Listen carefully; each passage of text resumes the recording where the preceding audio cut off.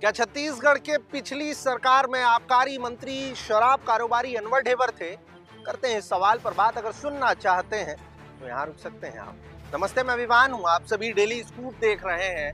खबरें अगर पढ़ना चाहते हैं तो उसके लिए हमारी वेबसाइट now7news.com पर भी आप जा सकते हैं। वापस से खबर पर आ जाते हैं। बीते दिनों मीडिया रिपोर्ट्स में ईडी के दावे की जब खबर आई ना, उसके बाद से प्रदेश की सियासत गर्मा गई है। और न सिर्फ गर्माई है बल्कि उसमें एक अलग ही उबाल देखा जा रहा है।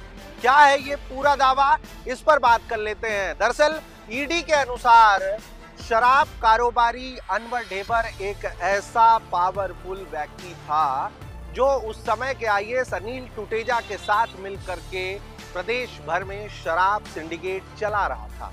इन दोनों ने ही जो घोटाला हुआ है उसकी साजिश रची थी।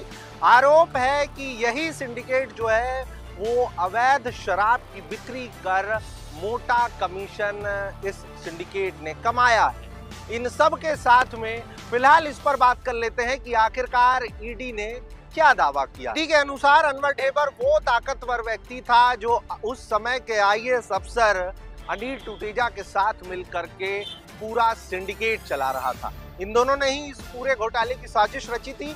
और सिर्फ इतना ही नहीं, उस आईएएस अफसर के प्रभाव से अनवर ढेबर आबकारी विभाग में अपने पसंदीदा अधिकारियों की नियुक्ति भी करवाया करता था। और सिर्फ इतना ही नहीं, ईडी ने ये तक दावा किया है कि उस समय आबकारी मंत्री वास्तविक रूप से अनवर ढेबर था। यानी कि जो आबकारी मंत्री का पावर था वो उस समय के कांग्रेस सरकार के आबकारी मंत्री कवासी लखमा के पास ना होकर के शराब कारोबारी अनवर ढेबर के पास हुआ करता था। जहां एक तरफ कवासी लखमा शराब के फायदे गिनाते हुए कभी दिखाई पड़ते थे, कभी बीड़ी के कष्ट लगाते हुए दिखाई पड़ते थे, तो वहीं जिस तरीके से ईडी ने यह बड़ा दावा किया है, फिलहाल उन पर कई बड़े सवाल खड़े हो रहे हैं।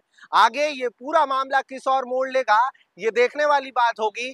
किसी दिन इस पूरे शराब घोटाले को लेकर के एक स्पेशल रिपोर्ट डेली स्कूप आप लोगों के लिए लेकर आएगा। तब तक के लिए इंतजार करिएगा। ये मामला भी, जो भी इसमें अपडेट आएगी वो भी हम आपको बताएंगे। फिलहाल ईडी की हिरासत में 14 अगस्त तक अनवर ढेबर, अरुण प्रतीक त्रिपाठी, इन्हें यूपी से वापस लेकर लाया गया है और अब इनके साथ लगातार पूछताछ जारी है। सूत्रों के हवाले से यह भी खबर है कि जल्दी ही आगे कई और बड़े दावे ईडी कर सकती है। देखना यह होगा कि आखिरकार आगे अभी और कौन कौन से ऐसे मामले सामने आएंगे जिनसे प्रदेश की सियासत ऐसे ही बहुत ज्यादा गर्मा जाएगी।